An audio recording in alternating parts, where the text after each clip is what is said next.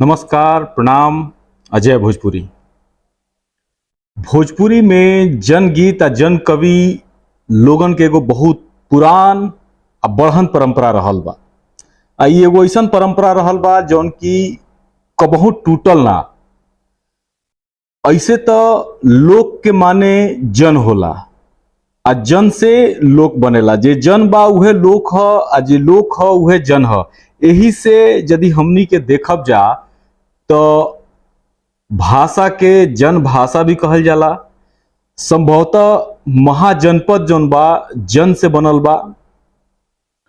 अब हिंदी के कुछ विद्वान लोग जौन बा एही से लोक के जौन भाषा बाड़ी स ओह के जनपदीय भाषा भी कहेला।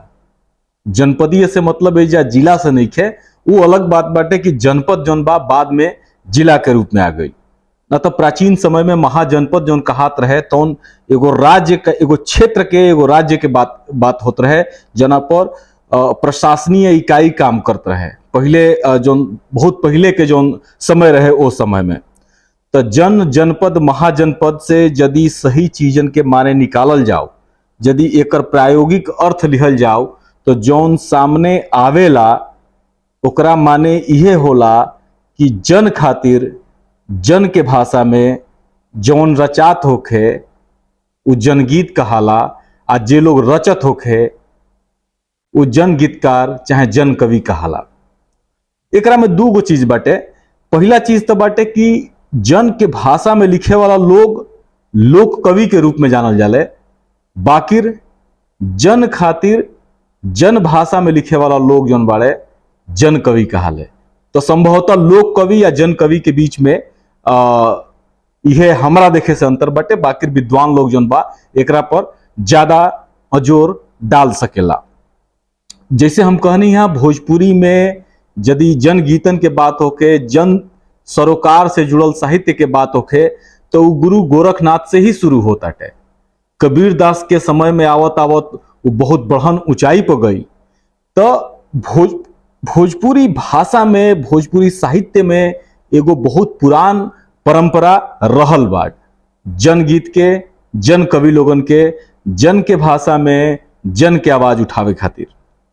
अब यदि हम हाल फिलहाल के बात करी तो हमरा देखे से माने हम जितना पढ़ले बानी ओ हिसाब से यदि हम देखी तो भोजपुरी में लगभग हर साहित्यकार, रुआ महेंद्र मिश्र के भी उठा सकेनी, भिखारी ठाकुर के उठा सकेनी, चाहे जौना साहित्यकार के रुआ नाम ले, अधिकतर साहित्यकार जे बाड़े तो जन गीतन के रचना कैले बड़े, जन कवि के रूप में कहीं ना कहीं वो अपन मौजूदगी दिखौले बड़े।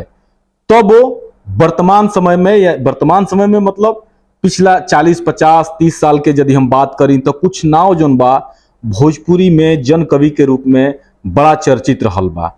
एह नाव में गोरख पांडे जी के नाम आवेला, रमाकांत द्विवेदी रमता जी के नाम आवेला, दुर्गेंद्र अकारी जी के नाम आवेला, विजेंद्र अनिल जी के नाम बा, जन कवि भोला के नाम बा, विनय राय बाबूरंग जी के नाम बाटे। और ऐसा बहुत लोग बाटे। हम बस कुछ नाव रुआ सबके सोझा रखले बानी।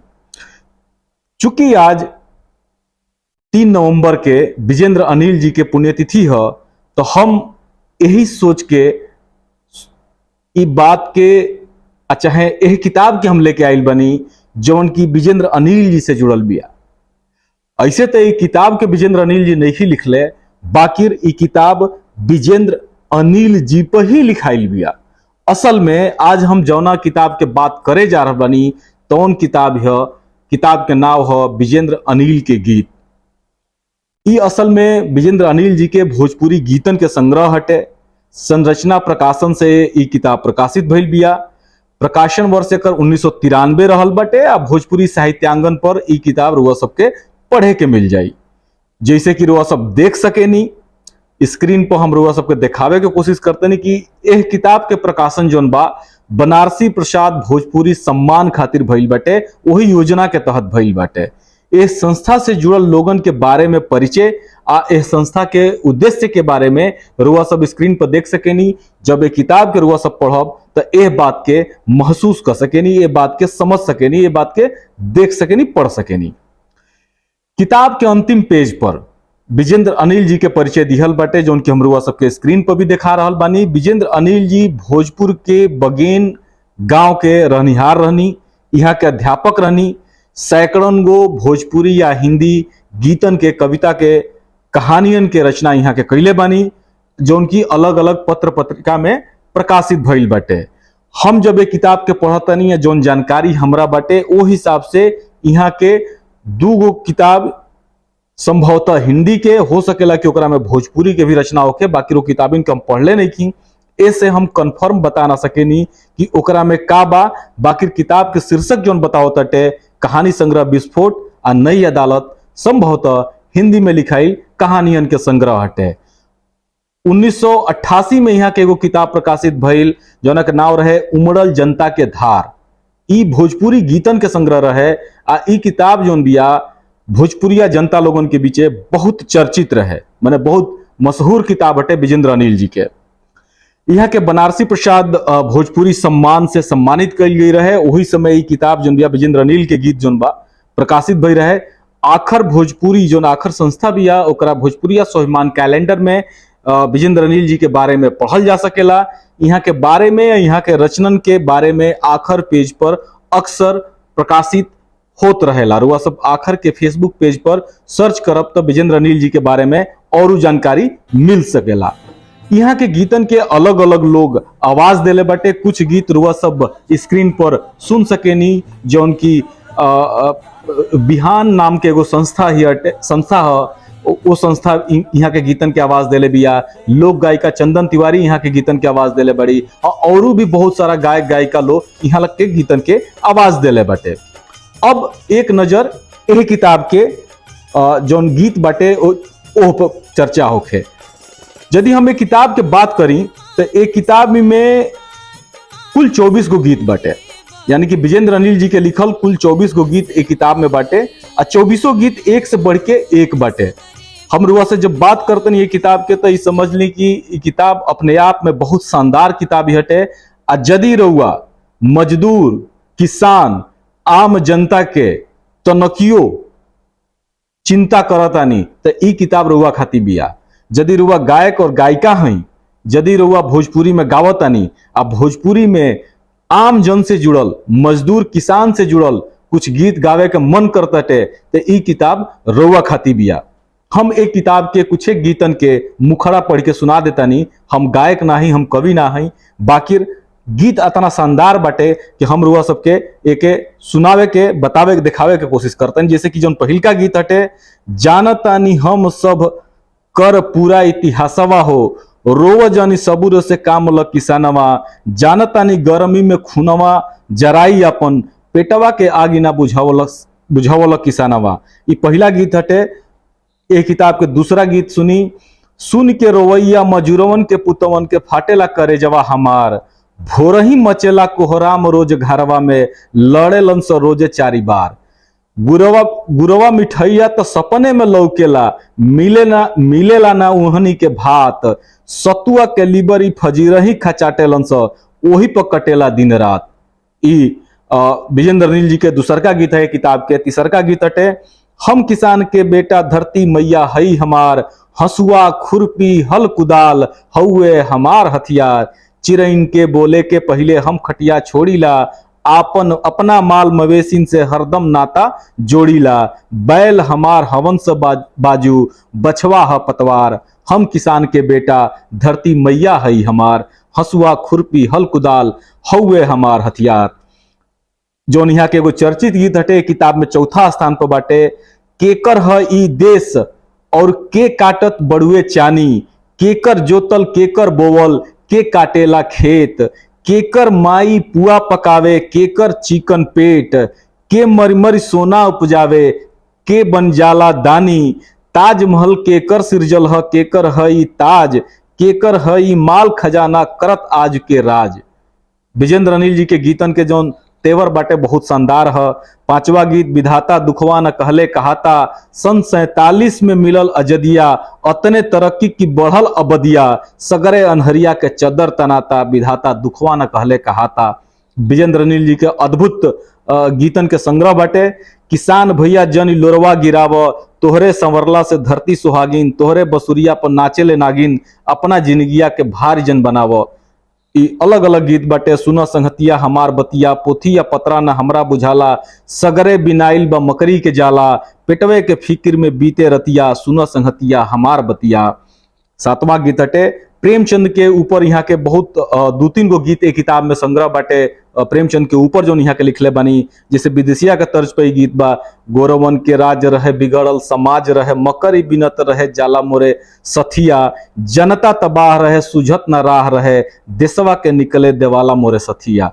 ये प्रेमचंद के ऊपर केंद्रित गीत हटे। एगो औरू गीत जौन बा सोहर के तर्ज पर जो लिखले बानी प्रेमचंद के ऊपर उनका याद में, सावन मास के अनहरिया तिथिया दसवीं रहे हो, ए ललना 31 जुलाई दिन शनिचर घर में अजोर भइल हो। ई प्रेमचंद के ऊपर ई रचना बड़ुए।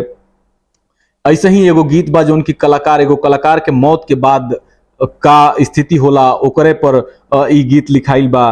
काहे आजू धरती बिलाप करे हो, होला केकर तलाश, काहे कुम्हलाई गईल फुलवा हो, काहे तितली उदास, मनवा न लागे कोनो कामावा हो, काहे बिलखे बतास, कौना पिजरवा के चिरई हो, धई लिहलस आकाश। विजेंद्र अनिल जी के गीतन में इतना बुनियादी चीज रहेला कि माने हम बहुत बढ़न प्रशंसक हैं विजेंद्र अनिल जी के। केकरा से करी अरजिया हो सगरे बटमार, चंदन ए गीत के गौले बड़ी रुआ सब सुन सकेनी। आखिर पर गीत लागल बाटे, चंदन के यूट्यूब चैनल पर भी गीत बाटे। राजा के देखनी, सिपहिया के देखनी, नेता के देखनी, उपहिया के देखनी, पैसा पर सबकर मरजिया हो सगरे बटमार। ई गीत ई कुल आजुओ सामयिक बाड़ी स। एगो 12वां गीत जोन बा, लाली हम भोर के गीत हम अजोर के, हम शहीद के बाजू खून हम जवान के, हम किसान के सीना फेण हम सिवान के, पाखी हई सतरंगी जंगल के मोर के, लाली हम भोर के गीत हम अजोर के। ई विजेंद्र अनिल जी के गीत। बहल बसंती बेअरिया हो पिया बान्हा पगरिया, घामा में दिन दिन भर दहिया जरवला, बरखा के पानी में सपना घुलौला, जाड़ा में सेवला बधरिया हो पिया बान्हा पगरिया। गीतन के मर्म बुझी, गीतन से भाव देखी, आए गीतन में विजेंद्र अनिल के आवाज देखी, आम जन के आवाज देखी, जन के भाषा में। भैया किसनवा हो सुतल रहबा कबले चदर तान, भैया किसनवा हो गद्दी पर बैठल बा देखा कसैया, चाबत बा हंसी हंस के खोआ मलैया, तोहरा के दुलम पिसान, भैया किसनवा हो। 1985 में ये गीत वहाँ के लिखले रहनी। राजा बेटा आव, रानी बेटा आव, के खेली चोर सिपाही, हमरा के बतलाव, चोर बने खातिर उजर कुर्ता पैजामा चाही, खाकी वर्दी जे पहनी उहे बनी सिपाही, केकरा पासे कैसन टोपी ई पहले बतलाव, राजा बेटा आव, रानी बेटी आव। ई 15वां गीत हटे किताब के। अक्कड़ बक्कड़ बम्बू बोल, खूंटी गाड़ल तंबू गोल, धरती सूरज चंदा गोल, मुजरिम हाजिर फंदा गोल, आसन डासन बासन गोल, भाषण चालू राशन गोल, लाल पियर के अंतर गोल, मंत्र चमकल जंतर गोल, संविधान आशासन गोल, चीनी तेल किरासिन गोल, दिल्ली बम्बे पटना गोल, अखबारन से घटना गोल, बैंक चलत बा लाकर गोल, बुढ़वा बरगद पाकड़ गोल, कोर्ट कचहरी थाना गोल, बाजा बाजत गाना गोल, खैर सुपारी जर्दा गोल, औरत के बा पर्दा गोल, विजयी विश्व विजेता गोल, कुर्सी बैठल नेता गोल, सगरे बूढ़ जवानी गोल, सोना गायब चानी गोल। 16वां गीत हटे विजेंद्र अनिल के। थाना ठाड़ चोर बगोल, सगरे रात भोर बगोल, मंदिर मस्जिद गिरजा गोल, सगरे राजा प्रजा गोल, कविता गईल कहानी गोल, रानी रोवस पानी गोल, हर किताब के पन्ना गोल, ताड़ी में तड़बन्ना गोल, वामपंथ के चाबी गोल, लोकतंत्र के नाभि गोल, कतना कहे दिमागे गोल, पाछा ताकी आगे गोल, बोल मदारी बोल बोल, नेता हाजिर टोली गोल। कितना अद्भुत गीत बटे देखी सबे। विजेंद्र अनिल जी के आइल बाउट के जमाना हो पिया मुखिया बन जाई, 1978 में ये गीत के लिखले बानी। वहाँ के बदली जा देशवा के खाका बलम ले ललका पताका, वामपंथी गीत हटे यहाँ के जो वामपंथ विचारधारा से प्रभावित रहे। 1984 में ये गीत के वहाँ के लिखले रहनी। ऐसन अनेत हो गई हरियाली रेत हो गई, सोना के चिड़ई असदेश नेता के पेट हो गई, पूर्व के लाल रजाई पश्चिम के भेंट हो गई, गाड़ी के कौन बा कसूर घर ही में लेट हो गई, जिंदगी भर खटले महंगू मालिक के खेत हो गई, अब पटरी निमन बैठी चोर चोर भेंट हो गई। 1991 में ये गीत के लिखले रहनी। वहाँ के 20वां गीत जौन बा, झुराइल रहब कबले लोटा थरिये में, पिया चलब रही जा सहरिये में। ई जोन पलायन के ऊपर जोन बाटे गांव के जोन समस्या बा ओकरा बारे में यहाँ के लिखतनी। ये गीत 1991 में आई रहे। 21वां गीत काहे होखत बाड़ू अतना अधीर धनिया, लड़के बदली जा आपन तकदीर धनिया, शहर कस्बा भगाओ सगरे जुल्मिन के पाँव, केहू हरी नहीं हमनी के पीर धनिया। ये एगो प्रतिरोध के गीत बा, आवाज के गीत बाटे विजेंद्र अनिल जी के। 21वां गीत है 22वां जाई जरूरे अनहरिया हो जनी होखा उदास, देश और दुनिया में मचल बहलचल टूट गईल बान भइल एके बजल थल, तेज बहुत बड़ुए लहरिया हो जनी होखा उदास।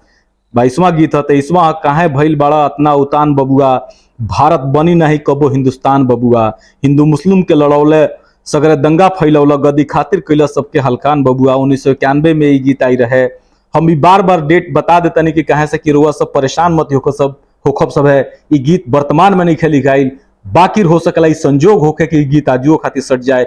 24वां जो और अंतिम गीत हटे किताब के, जाग जाग तू अबो मजूर भैया, तोहरे बनावल हकल कर खनवा, तू ही निकाले ल माटी से अनवा, तोहरे पर सबके गुमान भैया, राजमहल ताजमहल तोहरे बनावल, मीना बजरवा तोहरे सजावल, मेहनत करे ल भरपूर भैया, जाग जाग तू अबो मजूर भैया।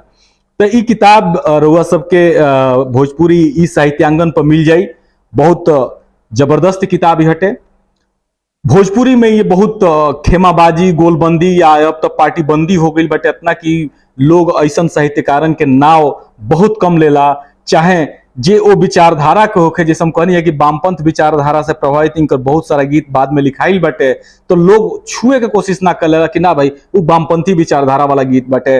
बाकी हम रुआ सबसे कहतनी कि यदि भोजपुरी में गायकी करतनी, भोजपुरी के गायक गायिका हैं, चाहे भोजपुरी में कुछ बेहतर जनगीत पढ़े के मन करताटे, तो विजेंद्र अनिल के किताब रुआ सब भोजपुरी साहित्यांगन से डाउनलोड कर ली।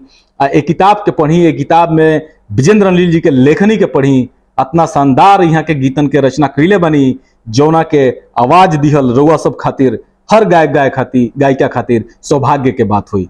हम विजेंद्र अनिल जी के नमन कर रहल बानी, श्रद्धांजलि दे रहल बानी। हमरा और भी अगर वहाँ के गीत मिली और भी रचना मिली यदि भोजपुरी में रही तो हम ओके रुआ सबके सोझा लेके आए। तब तक इजाजत दी सब है। प्रणाम, धन्यवाद, जय भोजपुरी।